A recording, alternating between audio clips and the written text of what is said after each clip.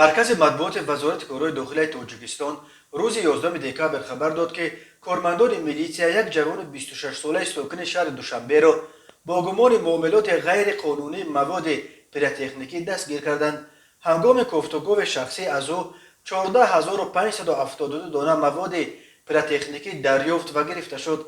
گفته می شود در اطلاعیه به این جوان بر اساس ماده 199 علاوه 1 کودکس جنایتی تاجیکستان جریمه به اندازه از 200 تا 500 نشان دهنده برای حسابها، از 12000 تا 30000 سامانی و یا از 1 تا 2 سال حکم زندان تعدید می کند. در تاجیکستان واردات، خرید و فروش و استحصال و پهن نمودن مواد پیراتکنیکی یا خلافکشی منع کرده شده. در کودکس جنایتی جمهوری ماده مخصوص 199 علاوه 1 نوشته شده است که برای این همچون جزا از جریمه تا حکم زندان پیش بینی می کند.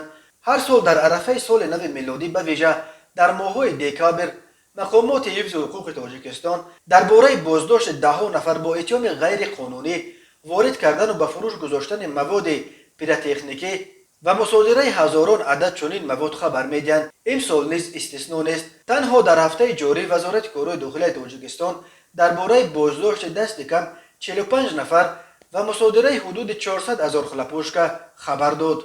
مقامات میگویند صدای بلند و گوشخراش خلافکشی آرامی شهروندان و فضای اداره را در روزهای تجلیل سال نو خللدار کرده به سلامتی شهروندانی که گرفتار بیماری‌های چون دیابت قند یا بیماری‌های قلبند خطر ایجاد می‌کند و همین طور سبب حادثه‌های ناخوش چون سوختار یا آسیب به شهروندان بر اثر ترکیدن مواد پیراتکنیکی شود. اما حامیان حقوق قرار منع خلافکشی را در قرارهای چون منع دعوت دوستان و همکاران به جشن زادروز یا محدود کردن شماره مهمانان و حتی نمگوی طعام در معرکه‌های توی و اعضای مردم از کارهای عجیب الغریب حکومت کنونی مینامند که در بیرون از کشور مورد خنده‌خرش قرار داده می شود.